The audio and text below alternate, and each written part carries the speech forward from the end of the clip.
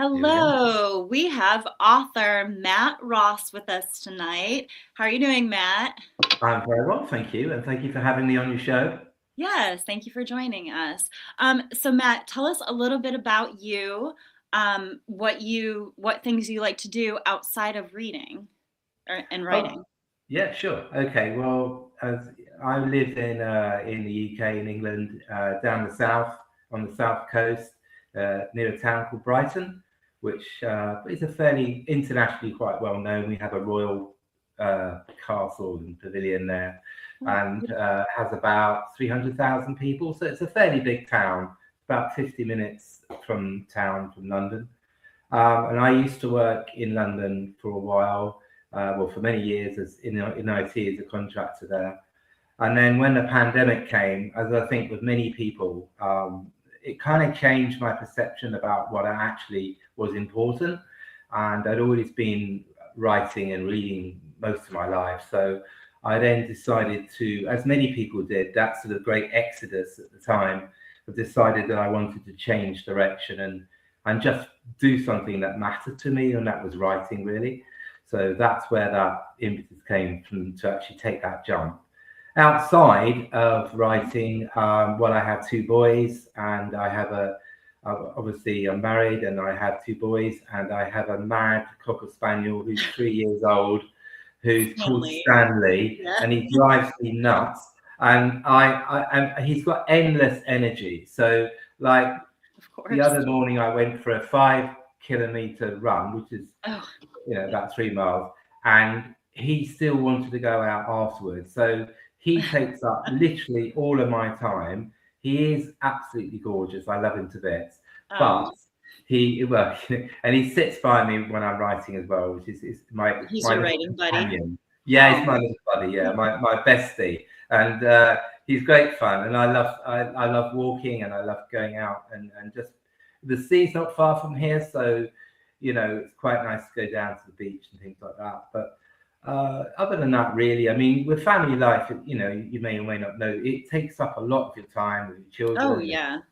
It's a constant stream of work, and and so we've got to keep all these plates spinning at the same time, yeah, Yes, I and the dog understand. as I'm well. stay-at-home toddler mom.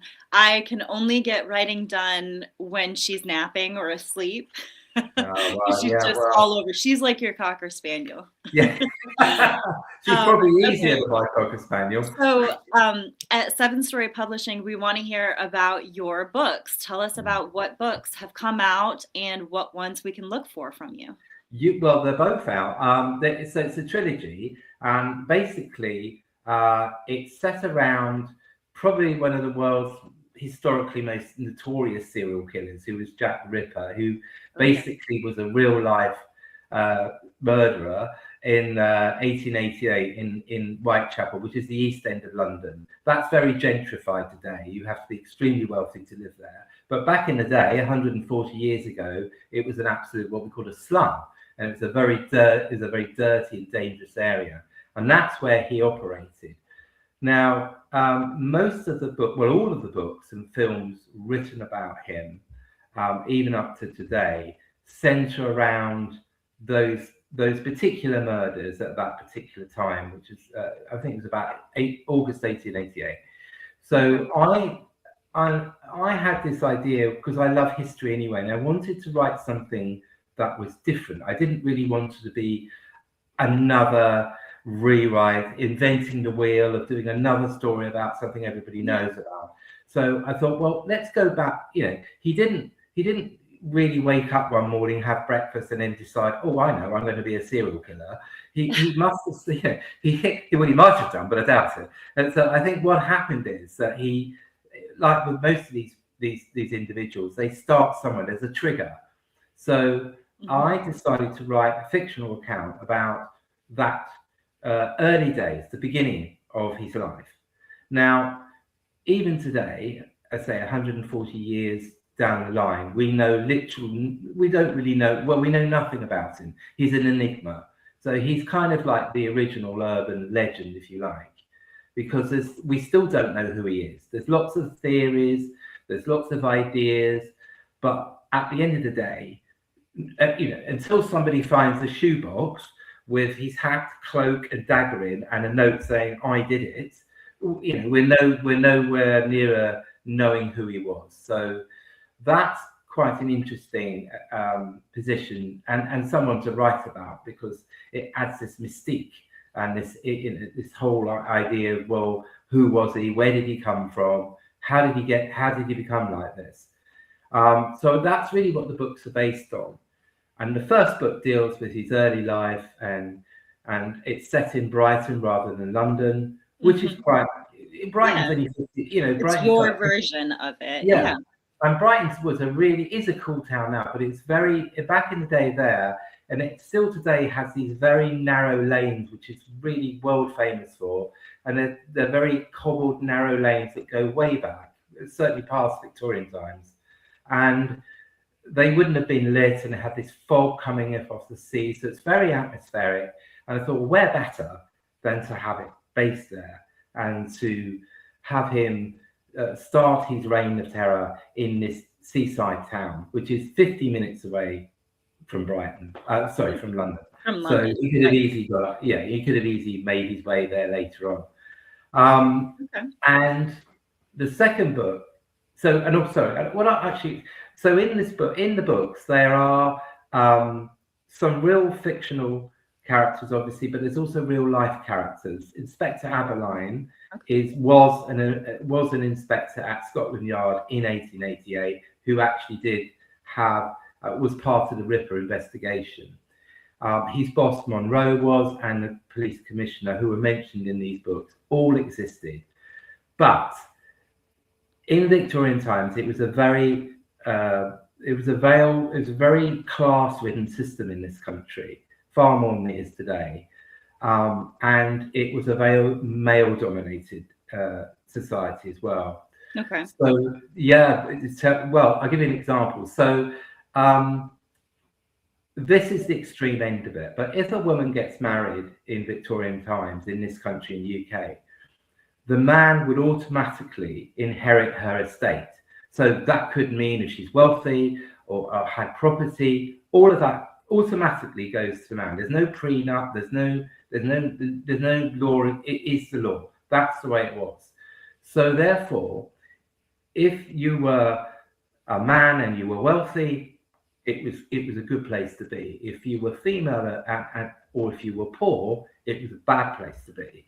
If you were in a rotten marriage, because then what could happen, and this is the only extreme end of it, if the man decided he didn't want to be married anymore, then he could literally annul the marriage, or he could have her thrown out of the house, or he could, in the worst possible sense, could have her put into an asylum, which deals with the second book, deals with that. So these laws were quite draconian, and it was all one-sided. So it was a very precarious time. So I wanted to bring in a female character here, which is Elizabeth Hargreaves, which is Elspeth Hargreaves, which is our spiritualist. And she is a very independent, strong, feisty lady who has independent means of her own. So she doesn't need to get married. She doesn't want to get married. She doesn't have to get married. She's wealthy enough to not to have to go down that avenue. But she's also a spiritualist. So if you combine the factual side of a police officer who deals with facts and just evidence, and then you combine that with this female who is the spiritualist as well, and those two kind of worlds start to collide, and there's all sorts of repercussions down the line, because he doesn't really understand that and can't really accept it. But over a period of time, he experiences things that he can't understand. He can't actually give a logical explanation for. So therefore, that respect and that admiration for her and that friendship starts to come through, which is a natural thing anyway. Oh, that's an interesting take on Jack the Ripper, though. But yeah. So for you being an author, what is your most productive time of day for you to write? Well, probably about 6 o'clock in the morning, I would say. Ooh, first thing. Okay. Yeah, first thing for me. So, because then my dog Stanley, or the kids, Stanley, everything starts to kick off. So therefore, by 7 o'clock, it's chaotic, So we have to start early, and then we sort of work through it from there. But yeah, I'd say 6 o'clock in the morning is quite a good time. Okay. Sort of Now, when you and Stanley are writing together, Yes. are you listening to anything while you're writing? Are you listening to classical music, podcast, or anything in the background while you write? No, I tried it and I found it a distraction for me personally. I tried putting music on. I tried all sorts of things and I just found it distracting. So for me, because it's kind of like I'm in that world, that's kind of good enough for me. I don't really need to have, anything else. Background noise. No, See, I have to have something in the background. If it's too quiet, I feel like I start to realize that it's too quiet. So I usually have to do instrumentals, but yeah. So when you were writing this trilogy, did you experience any writer's block? Oh God, yeah. I think we all do. I don't think there's anybody that doesn't. I just think that's part of the process, really. I don't know whether it's a good thing or a bad thing, but it is. Yes, of course. I think it's a normal thing. What advice might you have for those who'd be struggling for writer's block? How do you get through it and keep writing? For me personally, I'd probably go out for a run and I will literally just step away from it, because I think if you just stay there and try and work it through while you're in front of the screen, it isn't going to work. It's almost fighting it. So I would suggest stepping away. I mean, do whatever you enjoy. Maybe go for a walk or go and make some coffee or whatever. But step away from it and have some time out, because your brain needs then to sort of reevaluate everything and just calm down. And then you can, when you go back to it, you're kind of a bit more refreshed and you're not worried about, stressed about maybe finishing that particular sentence or character or whatever it might be. But we all go through it. So that would be my take on it. Just have some time out. That's great advice. Yeah. When you're writing these books, do you have a particular scene that you're very proud of or that you just really love that you want to share? Oh, that's a difficult one.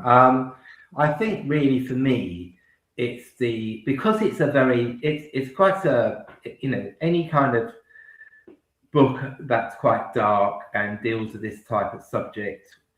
I think it's nice to bring in some lightness and some humor into there. So I tried to do that with scenes with Elspeth and Adeline, this sort of banter we call over here, this sort of where they're kind of joking and fencing with each other with words and finding that relationship. So there are many scenes like that, but I think when they initially meet, it's a bit frosty, as it probably would be. But I like the way I've tried to build that in with Elspeth, to have that sort of tongue-in-cheek attitude towards him. Come on, let's just break this down and be friends and try and move this forward. So those are the scenes where I've used my own humor with her in mind. I think I'm probably most proud of. Yes. I like the dark thrillers adding a little humor into there too, and especially if it's your own, it kind of shows with you being a British author too as a reader. And speaking of that, if there was somebody famous that you were to recommend this trilogy to, who would you recommend it to for them to read? Probably Stephen Graham Jones, who's Only Good Indian, and he's written trilogies of his own. And I love his work. I think he's really interesting artist. I think he's just fascinating, seeing the way he brings his culture, his background into his writing, and I'm learning from that. I didn't know anything about that before, and since reading his books I've kind of understood because obviously we're over here and he's over there, and he comes from a completely different culture. And I love the way you can learn from that and understand where he's coming from his childhood and everything else. So I'd love him to read my work, yeah. And probably someone like, I like Thomas Harris. I mean, he'd be interesting, you know, Silence of the Lambs. He would be great. I mean, he rarely does any interviews anyway, but I would love, it would be fascinating. You know, he works in a nature reserve. Can you believe that? I mean, this is a man who's wrote Hannibal Lecter, and he works in a nature reserve. That explains the butterflies. Yeah, yeah, probably. He's probably got them on his wall as well, though, with a pin in them. But, you know, I think he's a fascinating man. And I've heard him interviewed a couple of times, and he's very quiet and very unassuming, despite obviously his success. But I think he did this interview, and he said when he wrote this book, Silence of the Lambs, he was agonizing over every single word almost to try and get it the way he wanted it to come across. And I can, as a writer, I think you do that. You kind of look at your work and you go back and you think, oh, could I do that better? Could I do that even better than the words or the phrases that I've used? And we all go through this torment almost that he was describing.